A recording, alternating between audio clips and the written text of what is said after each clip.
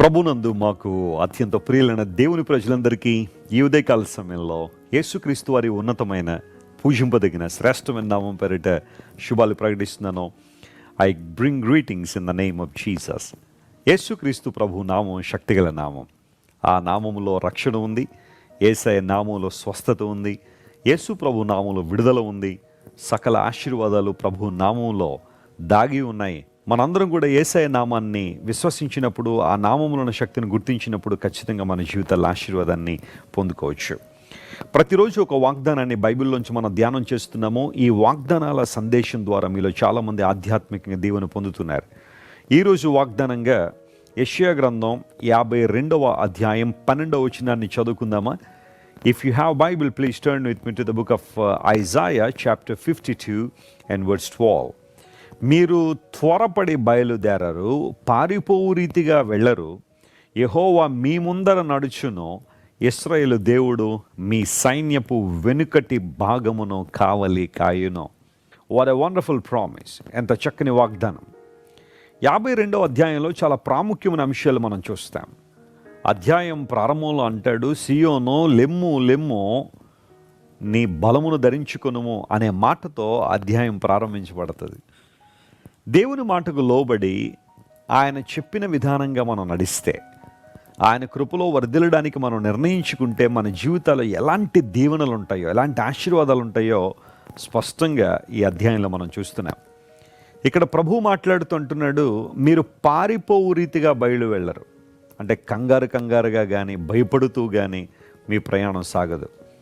దేవుడు మీ ముందర ఉంటాడు, ఆయన మిమ్మల్ని నడిపిస్తాడు, ఆయన మిమ్మల్ని బలపరిచేవాడు. మీ సైన్యపు వెనుకటి భాగమును కూడా దేవుడు కావలి ఉంచుతాడు. అంటే you shall be surrounded by the lord. దేవుని ద్వారా మీరు ఆవరించబడతారు అనే మాట అక్కడ మనం చూస్తున్నాం. ఎస్, దేవుడు మన ముందర నడిచేవాడు. కొన్నిసార్లు మన జీవితాల్లో భయము మనల్ని ఆవహిస్తూ ఉంటుంది, ఆందోళన మన జీవితాల్లో పెరిగిపోతుంటుంది, కలవరం మన జీవితానికి వచ్చేస్తూ ఉంటుంది. ఏం చేయాలో తెలియని పరిస్థితి, ఎక్కడికి వెళ్ళాలో తెలియని పరిస్థితి. అసలు నా జీవితం ఏమైపోతుందా, నా బ్రతుకేంట, నేను ఎవరి కోసం బ్రతుకుతున్నాను, దేనికోసం బ్రతుకుతున్నానా అని అనిపించే ఆలోచనలు బహుశా కొన్నిసార్లు మీ జీవితంలోకి రావచ్చు. ఆ పర్టికులర్ టైంలో మీరు గమనించాల్సింది ఏంటి అంటే, మీరు తలంచవలసింది ఏంటంటే, దేవుని వాగ్దానాన్ని దేవుడు నీ ముందర నడుస్తున్నాడు. నువ్వు భయపడాల్సిన అవసరం లేదు, నువ్వు కృంగిపోవాల్సిన అవసరం లేదు. దావీదు భక్తుడు అందుకని అంటాడు, దేవుడు నాకు కాపరిగా ఉన్నాడు, నాకు లేమి కలుగుదు, ఆయన నడిపించే దేవుడు ఆయన. ఒకవేళ నేను గాఢాంధకారపు లోయ లాంటి అనుభవం గుండా నేను ప్రయాణం చేయాల్సి వచ్చినా నేను భయపడను, ఎందుకంటే దేవుడు నాకు తోడై ఉంటాడు. ఆయన దుడ్డు కర్ర మరియు ఆయన దండము నన్ను ఎల్లప్పుడూ ఆదరిస్తుంది, నన్ను ప్రోత్సహిస్తుంది అని దావీదు భక్తుడు తన జీవిత అనుభవం నుంచి మాట్లాడాడు. గాఢాంధకారపు లోయ అనుభవాలు కొన్నిసార్లు మన జీవితంలోకి రావచ్చు. ఆ పరిస్థితుల్లో దేవుని వాగ్దానాలు జ్ఞాపకం చేసుకుని ప్రభువు మనకు తోడుగా ఉన్నాడని, ఆయన మనకు ముందుగా నడుస్తున్నాడని మనం గుర్తించగలిగితే చాలా చాలా చాలా ధైర్యాన్ని మనం పొందుకుంటాం, ఆశీర్వాదాన్ని పొందుకుంటాం. దేవుడు మీకు ముందర నడుస్తున్నాడు. నువ్వు ఎదుర్కొనబోతున్న ప్రతి కీడును ప్రభువు తప్పించడానికి ఆయన నీ ముందు నడుస్తున్నాడు.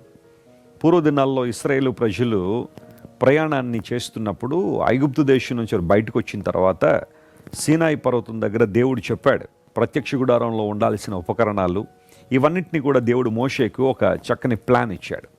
ఆ తర్వాత మోషే దేవుడు చెప్పినట్టుగా బెసలేలు మరియు అహోలియాబు లాంటి యవనస్తుల సహాయంతో ఉపకరణాలన్నీ కూడా తయారు చేసిన తర్వాత మందసం వారికి ముందుగా నడిచేది.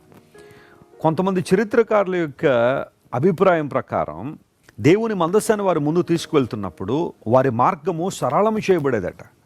వారి మార్గము దేవుడు సరళం చేశాడు, ఎందుకంటే మందసం ఉండాల్సిన పరిస్థితిలో ఉండేది కాబట్టి. నా జీవితంలో ప్రభుని యేసుక్రీస్తు వారు మన ముందు నడిచినప్పుడు మన మార్గములన్నీ ఆయన సరళం చేస్తాడు. ఆయన నీవు చింతపడాల్సిన అవసరం లేదు, అతి తీవ్రంగా కృంగిపోవాల్సిన అవసరం లేదు. రేపేంటి, ఎల్లుండి నా పరిస్థితి ఏంటి, వచ్చే నెల నా పరిస్థితి ఏంటి, వచ్చే సంవత్సరం నా పరిస్థితి ఏంటని నువ్వు కృంగిపోవాల్సిన అవసరం లేదు. Because God is walking before you. దేవుడు నీకు ముందుగా నడుస్తున్నాడు, నీ సైన్యపు వెనుకటి భాగమును కావలించుతున్నాడు. ఆయన నీ ముందు వెనుకలు ఆవరించున్న దేవుడు. ఆయన క్షేమాన్ని, భద్రతను, ఆరోగ్యాన్ని, ఆశీర్వాదాన్ని ఇచ్చే దేవుడు. ఆయన వైపు చూడు. యేసుక్రీస్తు ప్రభువారు ఈ లోకంలో ఉన్న కాలంలో అనేక మంది జీవితాల్లో గొప్ప కార్యాలను జరిగించారు.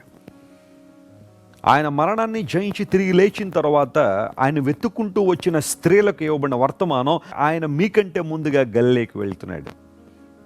తక్కిన శిష్యులు కూడా చెప్పండి, వారు అక్కడ ఆయన చూస్తారని. ఎస్, ప్రభు మనకు ముందుగా అనేక పరిస్థితులు గుండా నడిచాడు. ఆయన మృతులలో నుండి ప్రథమ ఫలముగా యేసు ప్రభు లేపబడ్డారు.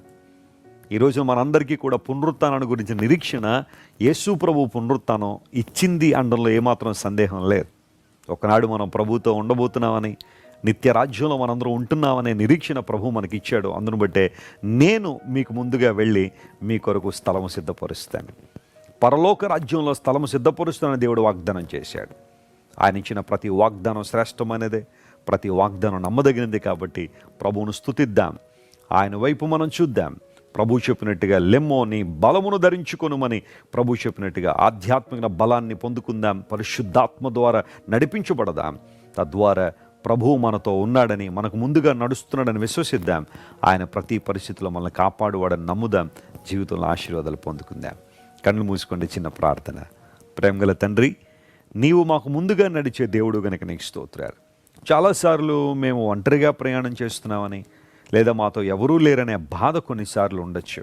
కానీ అలాంటి స్థితిలో నీ వాగ్దానాలు జ్ఞాపకం చేసుకునే కృప మాకు దయచేయండి.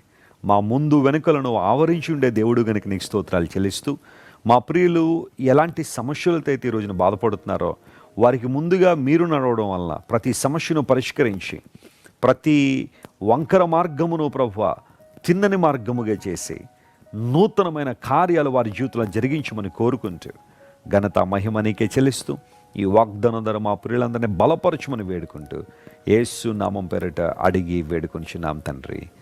ఆమేన్. God bless you, dear friends. Have a wonderful day.